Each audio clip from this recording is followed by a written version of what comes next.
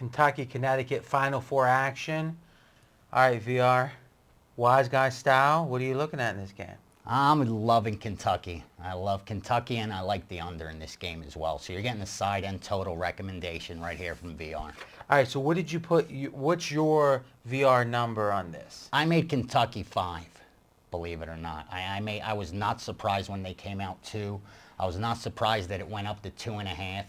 And to be honest with you, I believe that the odds makers didn't make a mistake by bringing the lower seeded team out as the listed favorite. I think that's the question you had to ask yourself here. You have the 4 seed favored over the 3 seed. And is that based on perception, or is it based on true intrinsic value? And myself, I totally believe that Kentucky is the team that should be favored. In fact, like I said, I don't think that 2.5 is giving them the respect they've earned. Okay, so clearly the odds makers disagree. At least their fair line is different. So what is it in your handicap that's either valuing Kentucky more or Connecticut less? Let's break into those details. Okay, bottom line is this. These two teams met earlier in the season, and UConn blew Kentucky away. I think that perception's put into this line for sure. But since as early season as it's been. Since Kentucky's favored, it's not dominating that. No, but I think that's why we're not seeing a 4.5 point line. All right, so what would justify a 4.5 point line? This team was a team in the making. What you got to remember is this. This team was a team in the making. Yeah. Which team? Kentucky. Here's what you need to remember. Early in the season, this team had to totally change their style of basketball. Last year, they had John Wall, who ran the point. What did they do every game last season? Run the court, run the court, run the court. This year, what does Calipari do?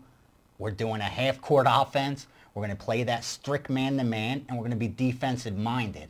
So all of a sudden, you have to change the philosophy for your team. Change everything.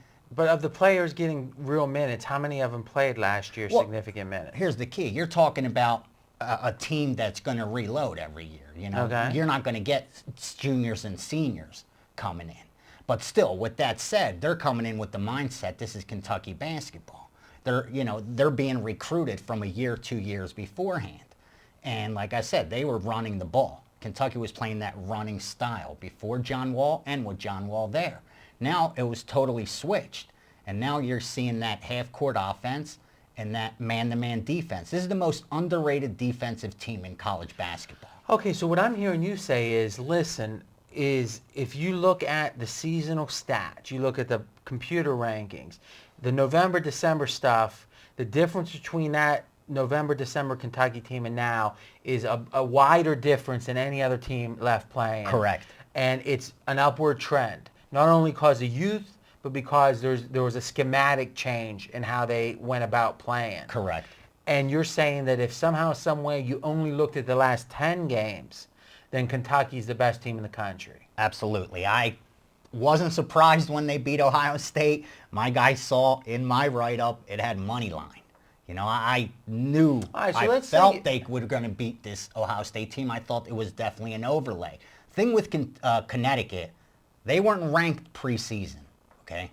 They've caught lightning in a bottle and got hot at the right time with a star player. So what's the difference between how Kentucky's playing? The fact that both teams are in the Final Four presupposes they're both playing well. Correct. But somehow you're saying Kentucky's playing well, and it's fundamentally a reason for that. But Connecticut, you're saying, is playing well because of, it sounds like a flukiness. Exactly. How do you, I hear you believe it, and I totally get why Kentucky's fundamentally good. Make the case where Connecticut has been fluky. This Final Four matchup should be Kentucky versus Arizona. Connecticut shouldn't have even got past Arizona. Well, how did they? That was sheer luck. Look at the stats. They were out-rebounded by 11 rebounds. And this is a team that is based on their height. They're one of the tallest teams in college basketball. Arizona just got unlucky in that game. I don't think Connecticut dominated them at all, unlike what Kentucky has done. Kentucky dominated Ohio State, holding them to, 6 3-pointers. dominated North Carolina. Whoa, 18%, whoa, whoa. 18% from the three-point line. Hold on a second. 18. You're saying North Carolina was 18% from three. Correct. So I could hear you or another handicapper make the case that the fact that North Carolina was so cold shooting was a fluke and Kentucky's lucky to have got past them. Absolutely not. This is the most underrated defensive team, again, I mean, you in can say college that. Well, let me ask you a basketball. question. When we did the halftime total video. Correct. And for those who haven't seen that, if you're interested in halftime totals, go to pregame.tv. Great stuff. And you've been getting love out the wazoo. People saying, I've been killing the halftimes, VR, because of your concepts. Awesome. But one of the things you said is at halftime, if a team is shooting significantly below their season average, there's probably going to be a regression of the mean. Look for them to overperform Correct. in the second half. How can North Carolina wasn't 17% on the season? No, they so weren't why, a great three-point shooting Yeah, team but so either. why? So but why isn't that equally applicable? Say North Carolina got unlucky, and if they played again, you'd expect them to shoot their season average. Not against that Kentucky man-to-man. They didn't know how to handle that Kentucky man-to-man defense. So you're saying by you watching the game, you can't see it in the box score. By you watching the game, you're saying it wasn't they were missing shots. It was they were shooting contested shots. They weren't missing wide open threes. Okay. They had a hand in their face. Kentucky was playing that man-to-man Calipari defense, just holding them down. So let me ask you a question. The second half of the Kentucky game, I was working on the press releases I was going to put out right when the game was over. So I had my computer, and over my shoulder was the game. I swear to God, I looked over about 14 times, maybe, let's say, in the game, in the second half. 13 of those times North Carolina had just scored, because I would look over when the announcer would go, oh my God, what a play. It seems like from what I saw that it was almost like Kentucky was in the four quarters and they had the lead, and it seems like they were fluking some threes in, but North Carolina outplayed them in the second half. Now, did I see that wrong? Absolutely. So what did you see in the second half? I saw a great coaching strategy executed by his team. And that's the key here. We have a coach that their team has fallen in love with his philosophy, and they believe that all we have to do is execute what coach says, and we're going to win. We don't need to depend on one star player. We don't need to depend on one person getting hot. We lock you down defensively, and we get the job done. I mean, you got to remember, if you look at the most telling factor for me is this. If you look throughout the season, ATS, Kentucky's 50% ATS. And that's after going on this run in the, what's it called? The Tournament. Big Dance, exactly. You look at Connecticut on the flip side. They're, 65% ATS on the season? Totally underrated and playing above their heads, covering numbers that the odds maker didn't expect them to cover. You never want a team to go 21-12 against the spread. That's not a good thing. So if Connecticut's underrated, how is it that they're not getting enough points here? In theory, if you're underrated, they'd be getting 7 here. During the season. That's Okay. why they weren't ranked. Now, all of a sudden, that's all you're hearing. Connecticut. The way they went through the Big East Conference and How do you won that championship, took it to overtime games. I mean, people watch that. The Big East gets more attention come tournament time, conference tournament time, than any other conference. People love that Madison Square Garden basketball. Nobody was betting UConn during the season. Now, all of a sudden, everybody's in love with this UConn team. Although we do make a living based on assumptions and perception, I don't think the perception was that off by this team not being ranked. So you think they might have been preseason. a little undervalued during the year, and now you think they're a little overvalued? Exactly. They've moved right through being properly valued. Couldn't have put it better. One of the handicapping basics when it comes to the tournament is, as the tournament progresses, you can make assessments of how good the conferences are, and thus that speaks to how good certain teams are. Because there's not a ton of interconference matchups, key matchups. The high states of the world aren't playing the Dukes of the world very often. It happens sometimes. So all you really know about is how they play against each other, but you really don't know how good was the Mountain West, how good. Well, the tournament, each round gives you some insight into that. If you were to put a power ranking upon the Big East Conference, the day before the tournament started versus now, have you decreased your assessment of them significantly? No, I've increased my assessment of the SEC.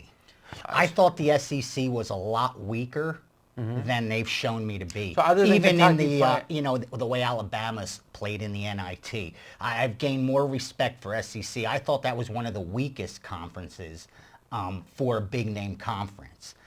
Big East, I knew what you would get with the Big East. Pretty much every year, you know what you're going to get with the Big East. So you haven't lowered your valuation on them at all, even though they really underperformed, it seems? On UConn? No, on the Big East in general, which, if so, it calls into question UConn winning the Big East tournament. Of course, the Big East is always going to be overrated. Every year, come big dance time, that's the talk. They invite 7 teams into the big dance year after year after year. 11 this year. Exactly. So every year, that's the talk. And when was the last time a Big East team cut down the net?